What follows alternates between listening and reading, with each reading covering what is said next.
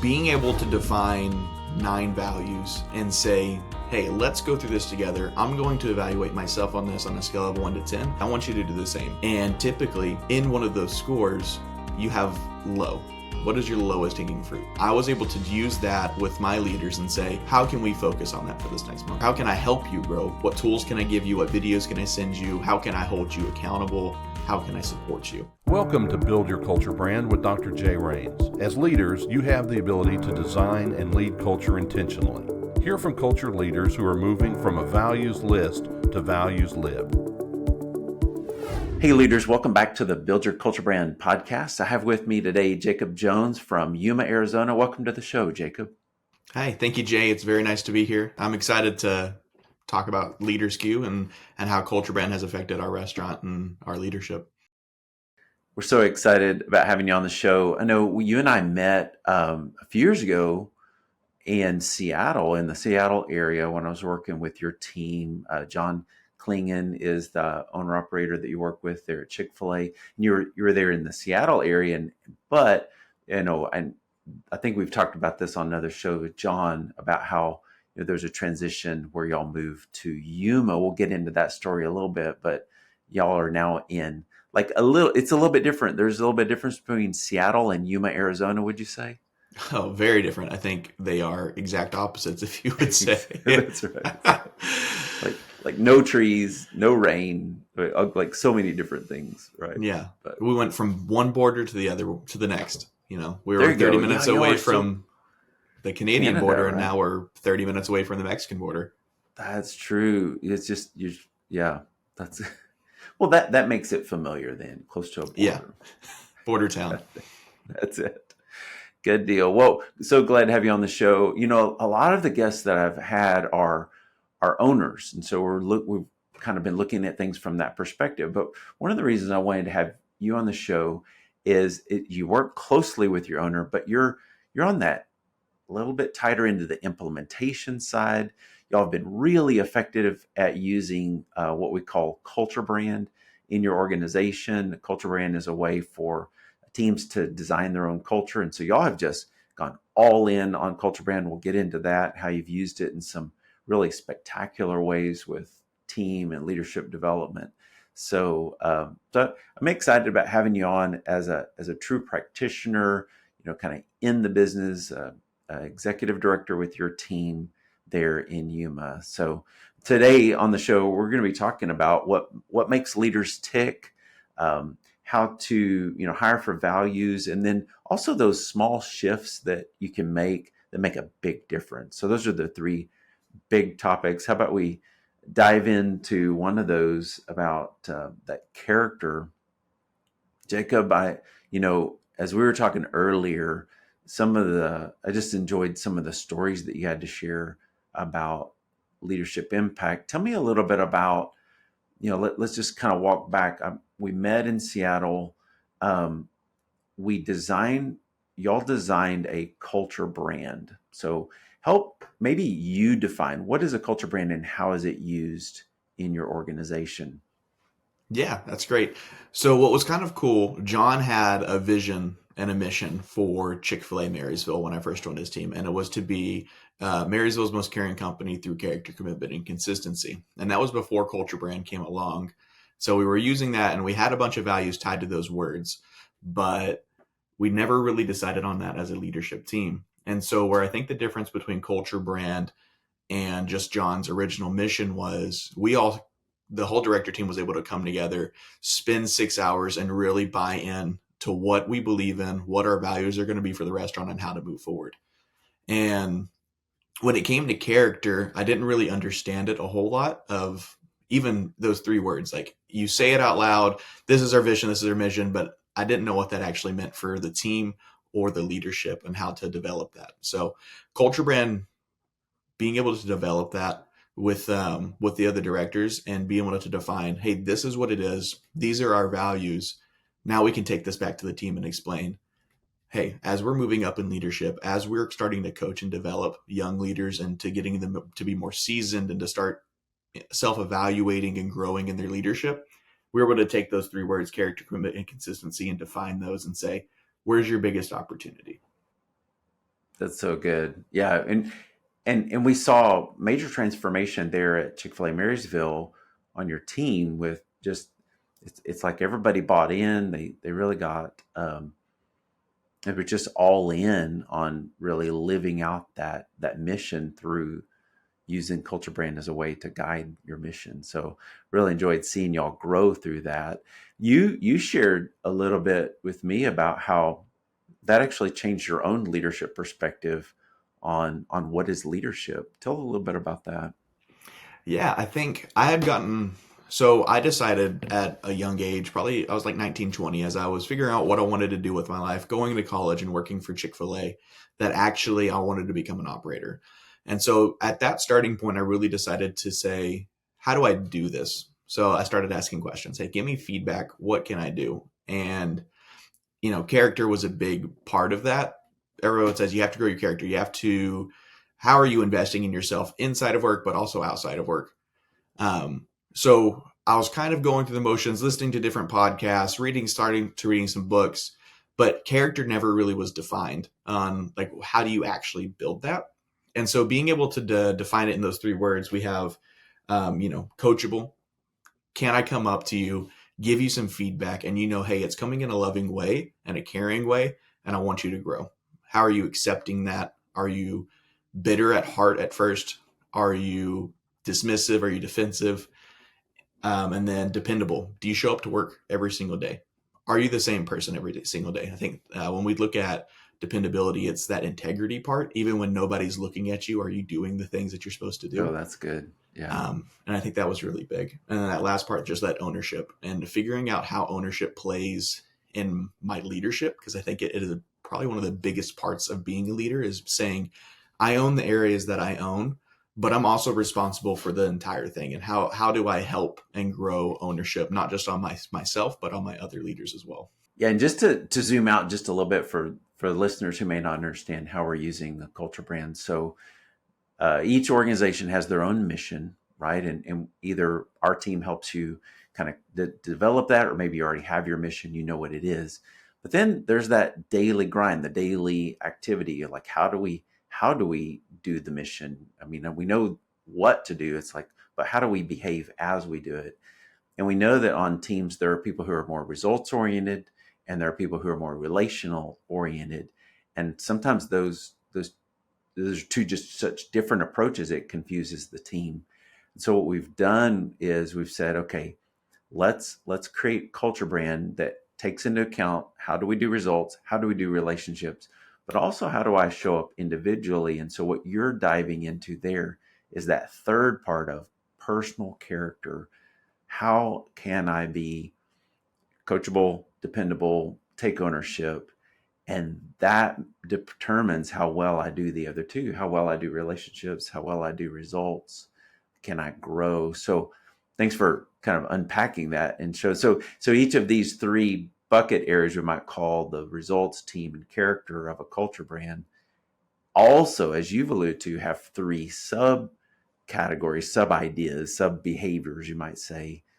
And you've taken a deep dive there for our listener about those three. Like one of them is being coachable, one is being dependable, meaning am I the same person every day? Can I be depended upon? And then taking ownership. So I think one of the things you said earlier too, when we were talking about this, was it gave you this kind of framework, gave you a way to really think about leadership in a more simplistic way, or at least an organized way. Any comment there? What were you meaning when you were sharing that with me? I think being able to define 9 values and say, almost in a report, hey, let's go through this together. I'm going to evaluate myself on this on a scale of 1 to 10, each one of these words. And then you give that to whatever leader or whatever team member that you're coaching and say, I want you to do the same. And what we're going to do here is at the end, we're just going to look at these scores. And typically in one of those scores, you have low. What is your lowest hanging fruit? And I was able to use that with my leaders and say, hey, if on commitment, your lowest score is encourager, because that's one of the values under commitment. how can we focus on that for this next month? How can I grow you and help, or how can I help you grow in that? What tools can I give you? What videos can I send you? How can I hold you accountable? How can I support you? So I think that's the biggest way that we've been able to use culture brand with leaders, is breaking down those 9 areas and saying which one, if you add all your scores up, because you have those 9 values, 3 values under each kind of big value, I would say, which value do you need the most help in? I think as we've done that as well, I explained to this before, we've noticed that character is that foundational piece. If you lack in character, you're going to struggle really heavily when you move up into leadership. Mm, that's really wise of you to see that. It one way I've kind of thought of it, there's the old statement from Archimedes. He said, give me a lever long enough and a fulcrum, and I can move the world, move the earth, right? And so what I see that character is that fulcrum place. Like, what are we pushing against? How can I leverage my strength as a relational person to grow in results, or how can I leverage my strength as a results person to grow in relationships? And the fulcrum, the really that moving point, the strength point, is our character. So I appreciate you pointing that out. And by the way, if anyone's listening, they want to try out this assessment that Jacob's talking about, just go to buildyourculturebrand.com, and there's a button there. You can click on that and get a downloadable version of what the very assessment Jacob's talking about.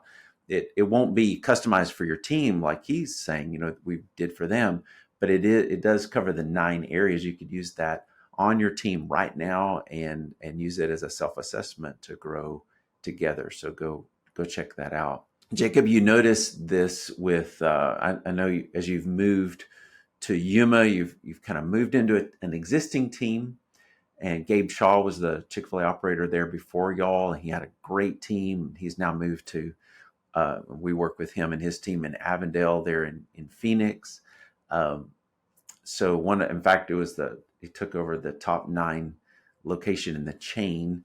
That's kind of amazing. So y'all stepped in behind him there in Yuma, and you inherited this team, but you came in kind of with John as John inherited that team. What were some of those challenging transitions that happened when you moved into an existing team?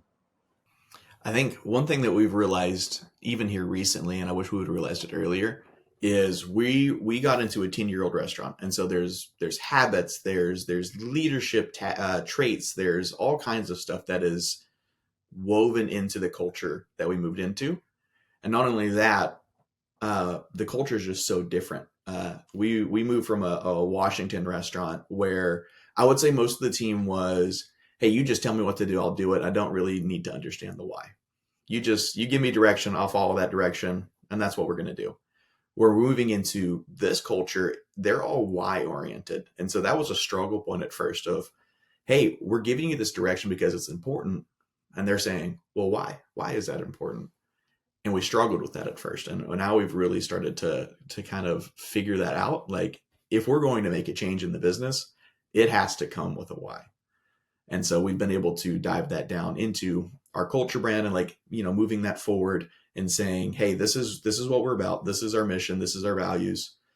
Any decision that we make in the restaurant is going to be filtered through these. And then we've also created 4 goals for our restaurant that's saying these are our biggest priorities for this year. So every change we're going to make in the restaurant falls into one of these 4 categories. Oh, wow. Okay. So on the business side, clear priorities. On the behavior side, clear behavior framework. And then those 2 together come to help you explain your why and really bring the team unity together and drive forward. That's a beautiful way to describe it. You've been watching, and developing other team members. I think you shared a story about developing a lady named Victoria on her team. Tell about an instance where you've developed someone like Victoria and maybe seen a spark in them, seen potential, and how you've helped develop them. Yeah, I think one of the most important things you can do as a leader is invest into future leaders, kind of multiply what you've learned and be able to help shape a new leader and give them direction. And so one of those stories that I mentioned earlier was Victoria. She's a really close friend of mine now, and we talk pretty consistently. But she was kind of a shy team member at first. She came in, worked really hard, had a really great work ethic, and I could see that she had the trust in the team, just how she would react. She was friendly, very hospitable, and just one of those like lovable people. And she moved up and ended up becoming one of my strongest shift leads, and ended up moving and owning a whole area of the business, which was catering, and owning that, doing really well. But it all started with, hey, let's build your character. Let's make sure that this is the foundation that you stand on, and then move in. And so once you move from that like beginning level leader to a higher level leader, you're going to notice you fall in two categories, kind of what you said earlier with, you are either results based, or you are or results driven, or you are relationship driven. So someone like myself, I'm a very relationship driven person. I have to work really hard on making sure that the results are following the relationships that I'm pursuing. Um, and I almost described it, I'm kind of a nerd myself, but like your Batman utility belt, those are the tools that you rely on. So I rely on my relationship skills, building individual relationships with my leaders to help so they can trust me and build them up, versus someone like my counterpart, Melissa, who I very much appreciate. She's results driven. So she pushes me to be more results driven, and I push her to be more relationship driven. And being able to have that accountability between both of us helps push the organization forward. And so Victoria was results driven at first, and I was relationship driven. So we were able to hold each other accountable as we kept moving forward through that different stages of leadership. That's so good. And you mentioned accountability in this culture brand, this behavior idea. And so I have a couple of questions about this situation with Victoria, and then how it also plays out with you and Melissa. Melissa's your kind of more, y'all are more peers working together at the highest level of your business. And she also moved from Seattle to Yuma. So love to hear more about her story. But with this accountability thing, did you come in and say, "Hey, Victoria, you're just not very coachable"? Like, how did that discovery happen using culture brand with you and her? Yeah, I think the beauty of culture brand is I'm not telling her anything. She's telling herself. She's rating herself. Now, I think as a leader, it is my job to say, if she puts herself a 10 on coachable and she's not coachable, then I have to guide her into say, hey, I see you put a 10 here. Can you give me a reason why you think you are the absolute best at coachability? Let them explain that. Versus, I see you put a 10 here. I think you're actually a 2. Because then you're going to, those walls are going to come up. They're going to become defensive. So how do you make it where they're making these discoveries? Because I think self-evaluation is probably one of the most important traits as a leader, being able to look at yourself and say, where do I need to grow, versus waiting for someone to tell me where I need to grow. So I think that's how it came about. She actually scored herself low. She goes, I know that when I get coached, this wall comes up. So I just asked her, I said, well, how do we move forward? How do we start to break that wall down? Do you understand what coachable actually means? That's so good. I appreciate you explaining that working in real life. And that's how I teach in the workshop, but it's so good to hear you, talk about like that's the way it was discovered, because I have this sense that if you'd have come in hot, if you'd have come in like you're a 2, and then the walls go up, the stress goes up, no one's thinking clearly at that point. But for her to very just peaceably say, yeah, I'm just not really good at that. And then for you to be very encouragingly and growth minded in your approach of saying, well, how are we going to go forward? It lets her be the leader of her growth, with you as the supporter rather than you as this wrecking ball coming in to force her to be coachable. She invites it in. And so that's just a beautiful picture of that actually playing out in real life. So thanks for that. Yeah. That story. And I will say it always doesn't work that beautifully. Right. I've definitely coached leaders, and they have that mindset of, I am the best at this. And so being able to, like, you have to have a whole different approach there of slowly even almost agreeing with them. Okay, hey, I can see where you see that. So let's move forward. Let's maybe work on one of these other areas that you're low in. So you build that trust. You start building some of those other areas so that the one day that you actually have to say, all right, coachability is the area, or whatever that value is the area that I need us to focus on. They're a lot more trusting of you because you've invested that time into their development, and they know that you have their best interest in mind. Thank you. That's incredible description of how that plays out. Yeah, they may, and if you do the self-evaluation, you'll see how it works out. There's instructions on the page, and it says, rate these 1 to 10 each one. And so, as a leader, sometimes someone overrates themselves in an area, and you really want to kind of tackle that first. But we encourage you to go with what they give you. If they rate themselves low in some other area, go with that. And it's almost like you said, you're building a bank account so that on the day when you finally say, okay, we have got to address this one that you keep overscoring, I'm going to go ahead and say it, but you've almost earned the right to be able to say the hard thing by showing how caring you are to deal with them where they are willing to grow. So good description. So kind of transitioning from that, you're using culture brand, y'all are, everybody knows how to show up. You're able to evaluate people with culture brand. You're able to coach them, encourage, challenge, develop.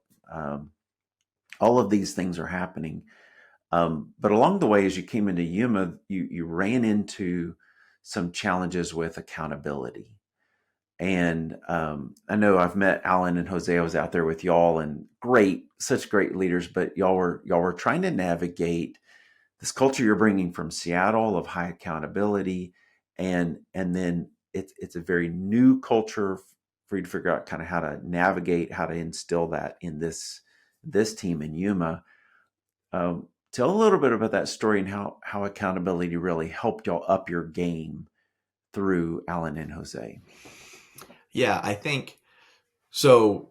Being transparent, when I look at the director team we had in Marysville, we had a good mix of results oriented individuals and relationship oriented individuals. And so I think accountability and all those things came really easy because we were like 2 points of a scale. We were balancing each other out. Where we come into Yuma and transition into Yuma, we get a director team that is very heavily relationship oriented. And so where accountability was lacking at first is because it's not that how do I phrase it? They were still striving for excellence. I mean, right. I saw them. They love excellence. But yeah, go ahead. But it was really hard for them to sit down with somebody and say, these are the areas you need to improve, because they were so invested in making sure they had a good relationship. And so being able to decipher that and actually, so kind of the journey went, okay, we say we're holding accountability, but what does this actually look like? Okay. So we had to define what accountability was. And John has this saying, in that he very much shows that in his leadership, which in turns makes us want to show that. If you want autonomy, if you want complete ownership of your area, if you want to be able to have the right, make the decisions to support your area and to keep growing your side of the business, you have to be okay with accountability. So autonomy and accountability, they go hand in hand. Wow. So I guess what you're saying from that is part of having accountability that cascades through the whole business. It really has to begin at the highest level. If not, we're communicating a message intentionally or unintentionally about what accountability really means, or how serious we are about it. So good job in setting that. How has accountability helped y'all in your results? Yeah, I think for the first part is we have to have, us as a executive team or a director team even, we have to be very honest in our director meetings. When we are sitting down and game planning, we have to be able to say, hey, this part in the back of house or this part of the business is not functioning how it needs to. So what are we going to do about it?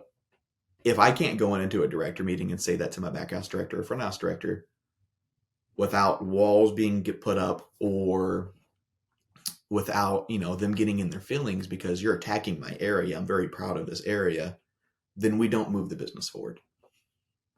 We stay stagnant because you let your pride, or, it's almost like when someone says you should be raising your kid in a different way. It's like, whoa, who do you think you are telling me how to raise my kid, how to function and lead my area? What do you know about this?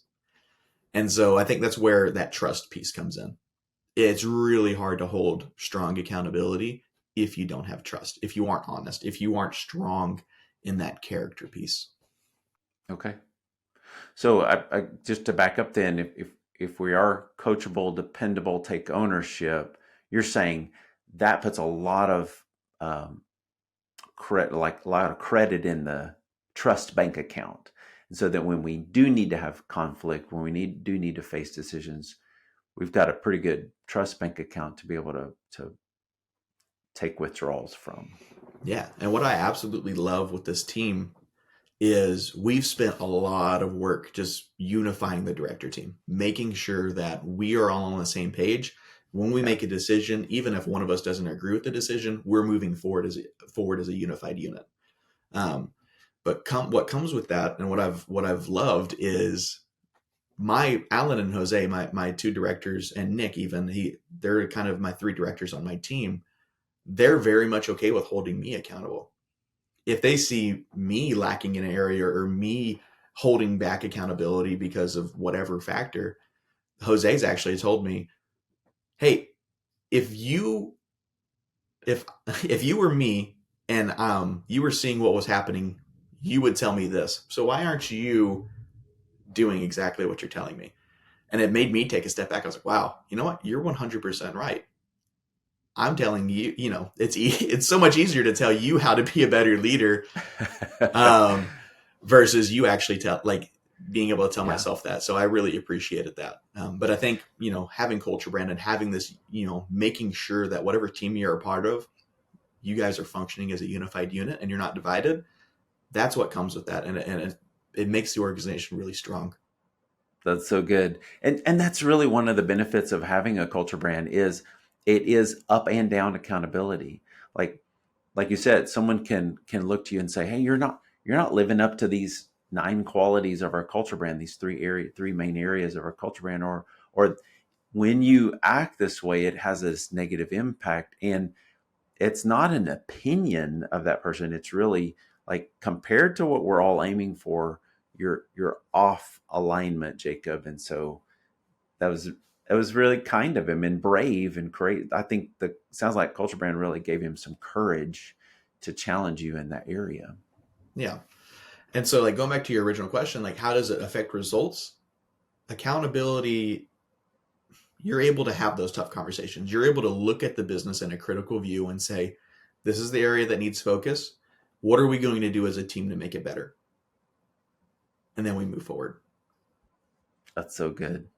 Yeah, thank you for sharing those stories. So the third part of this that we were going to talk about today too was how has, you have this culture brand, you're using it day by day and keeping each other accountable on your behaviors.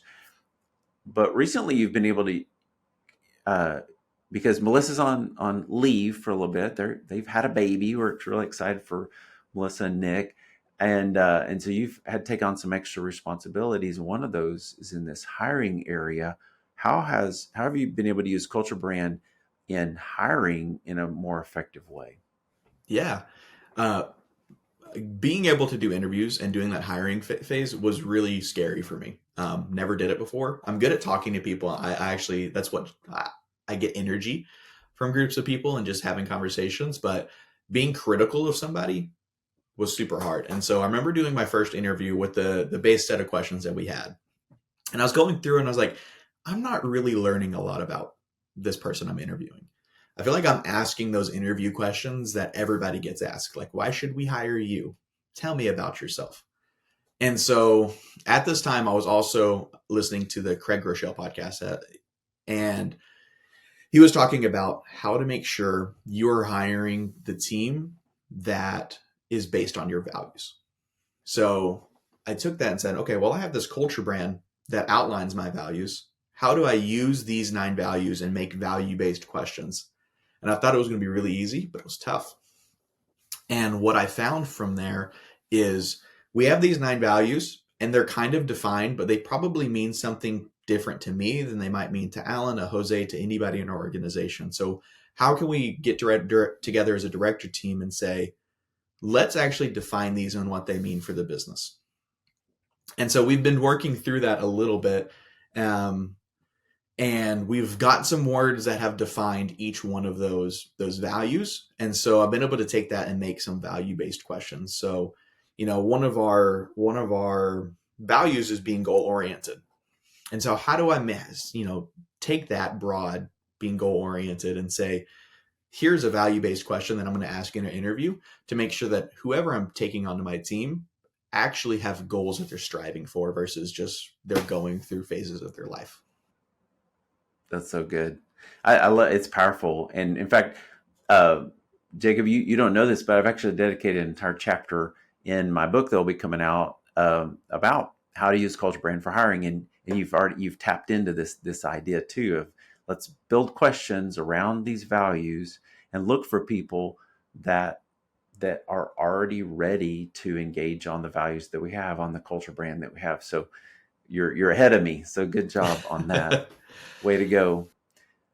Well, Jacob, I'm so excited about having you on the show. I think this is such a great step for this podcast to have, our team coaches 170 people a month, right? You're one of those, and you're actually living it out. You're getting the benefits of coaching from our team and just these ideas, these concepts, but then you're a practitioner, you're using them, you're testing them.